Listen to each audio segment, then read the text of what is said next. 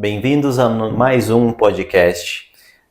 E hoje vamos dar continuidade com o Caderno de Oração número 4. Começamos no último episódio e com Santo Agostinho. E hoje vamos nos aprofundar ainda mais na vida de Santa Teresa. Padre Cleudemir, muito obrigado por estar aqui conosco mais uma vez.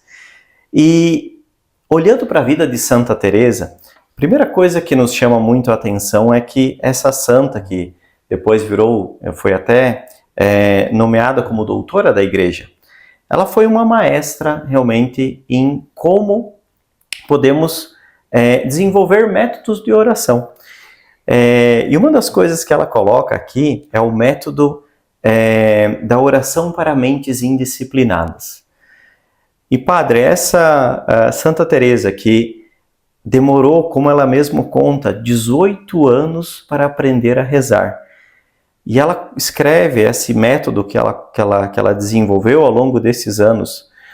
Eu queria saber um pouco do senhor como que é esse método dela e segundo, se vamos também precisar de 18 anos para a gente conseguir aperfeiçoar a nossa oração.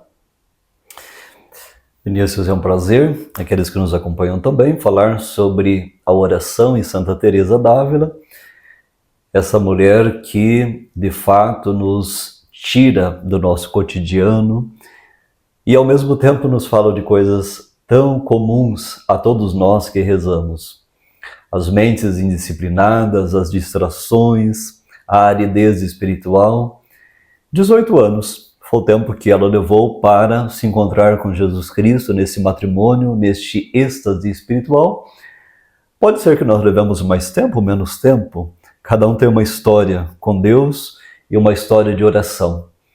O importante é que Santa Teresa d'Ávila nos ensina um método de oração que nós comumente utilizamos, talvez sem nos dar conta, que é o método da oração vocal. Quando nós rezamos, por exemplo, o Pai Nosso, e rezamos às vezes de um modo tão automático, tão distraído, que não percebemos, não degustamos essas palavras que Jesus nos ensina. O segundo momento seria meditar e pensar em Jesus Cristo que nos fala algo do Pai. Num dos cadernos de oração nós tínhamos um autor que falava também de Deus como o Abá, como o papaizinho.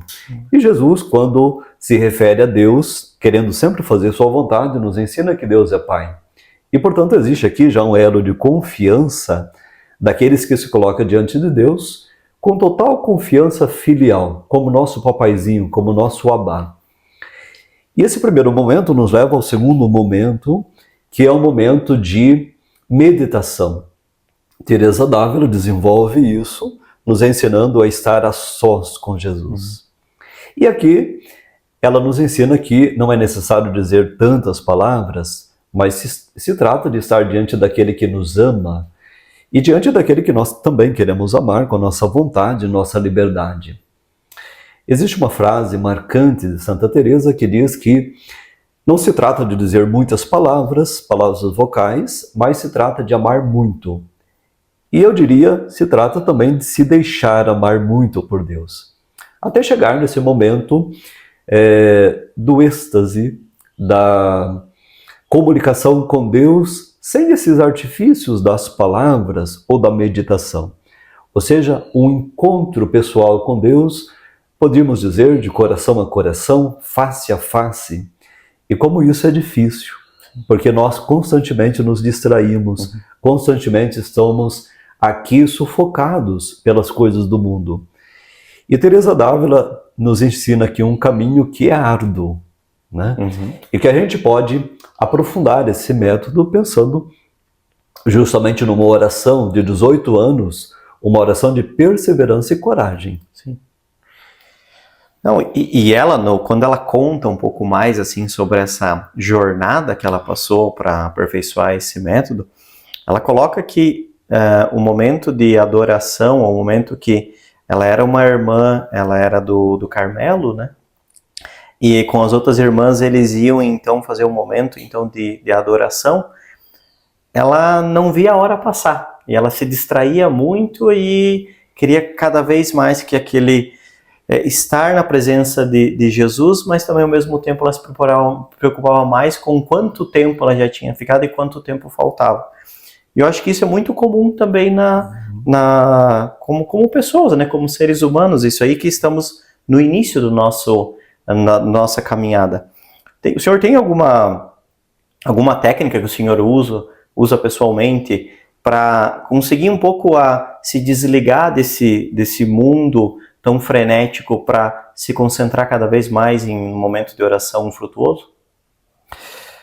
Bom, o método que nós utilizamos na oração é ir para a oração com uma decisão, né? Ao menos este é o método que eu utilizo. Quando vou dormir, vou realmente dormir.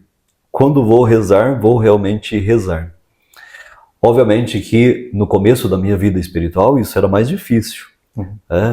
Me concentrar, estar mais voltado a Deus, e muitas vezes utilizava livros de espiritualidade. Muitas vezes aqui me entretinha na oração com esses escritos espirituais, para poder estar neste momento de oração, e à medida que passava o tempo, eu ia então me libertando também desses escritos espirituais, desses livros de espiritualidade, e ia criando muito mais esse vínculo com Cristo, né? Dizendo coisas que estavam no meu coração e trazendo também para a oração coisas que talvez me distraíam, porque o Evangelho diz que onde está o nosso coração, aí está o nosso tesouro. E se vem distrações na oração, é preciso trazer isso também para a oração. São essas preocupações que nós colocamos nas mãos de Deus, sabendo que Ele é o nosso Pai. E a partir do tempo, dos anos, da experiência, a gente vai amadurecendo também esse nosso encontro com o Senhor. E vai se tornando, talvez, um pouco mais maleável essa questão do tempo, de estar com o Senhor e conseguir estar com o Senhor.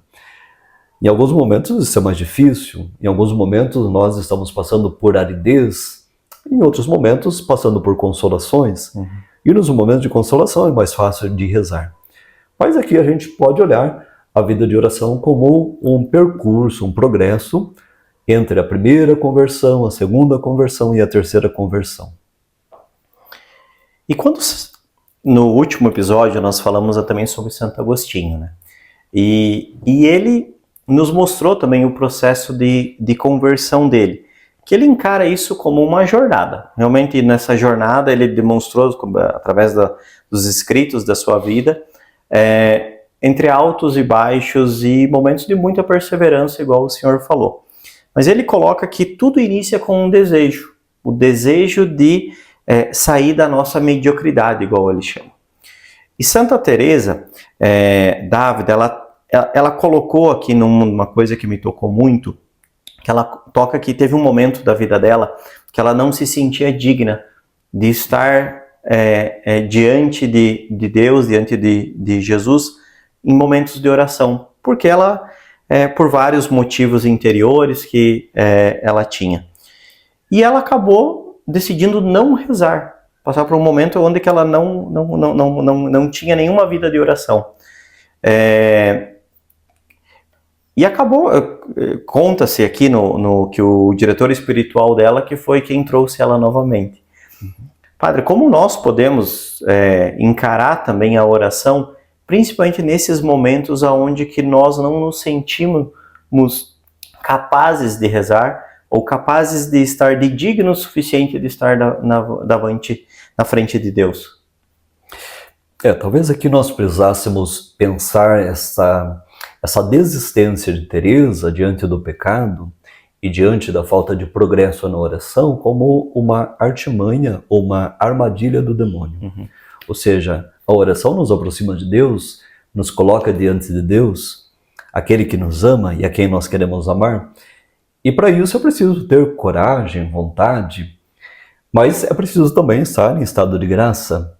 Por isso aqui a importância também da confissão, da vida de graça, da Eucaristia.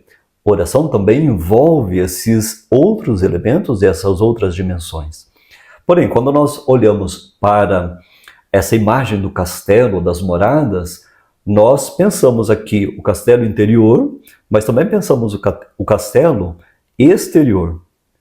E os pecados, a vida de negligência de um fiel que reza, está muito pautada pela sua vida, pela sua cultura, pela sua persistência no pecado e nos vícios. E, portanto, quando nós entramos aqui nesta imagem do castelo interior ou das 7 moradas, nós precisamos aqui fazer alguns passos para entender isso. Por que ela queria desistir e por que o diretor espiritual disse persista, persista na presença de Deus. Relembro a vocês esses passos, essas moradas. Primeiro, autoconhecimento. Nós precisamos também de nos autoconhecer, saber quem nós somos e a nossa capacidade de rezar, mas também a nossa capacidade de viver na distração e no pecado. Segundo lugar, escuta e decisão. Ou seja, quando escutamos Deus, precisamos aqui responder a Deus com decisão. Não de modo superficial, não para hoje apenas, mas para toda a vida. Terceiro lugar, a presença real de Deus, ou seja, saber que nós estamos na presença de Deus. E se trata, na presença de Deus, de amar muito, de confiar naquele que nos fala. Quarta morada, a oração de quietude. Quando nós vamos agitados para a oração, obviamente que nós não conseguimos rezar. Como quando a gente vai também dormir muito agitados, não conseguimos dormir, não conseguimos nos concentrar. Quinto, oração de união, êxtase, significa que nós nos unimos a Cristo, como 2 amigos que estão conversando, que se amam, que se querem bem. Sexto, enamoramento espiritual e o 7º, matrimônio místico. E aqui se dá no 6º e no 7º ponto, no 6º e na 7ª morada, esta união mística desse matrimônio místico com Jesus, que é simplesmente uma relação de amor, sem muitos artifícios, ou muitas palavras, ou muitos métodos. Mas quando nós permitimos que de fato Deus habite a nossa alma, habite o nosso coração, e nós também estamos dispostos a habitar o coração de Deus. Então me parece que esses passos que ela alcança, e passos acabados, para viver esta intimidade com Deus, nos ajuda também a pensar o pecado. O pecado é algo que vem depois da criação, não faz parte da natureza humana. É sempre uma sugestão do demônio, que nós podemos ou não aceitar. Somos livres, assim como nós também somos livres de aceitar ou não as sugestões de Deus. Mas aceitar as sugestões do diabo nos leva à morte, nos leva para longe da felicidade. Quando nós aceitamos a Deus, nós aqui estamos de frente à vida e à vida eterna. Que tenhamos então a perseverança de Santa Teresa também em continuar nosso caminho de oração. Muito obrigado, Padre. Chegamos então ao final do nosso, mais um episódio do nosso podcast. E no próximo que virá, falaremos mais sobre Tomás de Aquino. Obrigado mais uma vez e até a semana que vem. Eu que agradeço.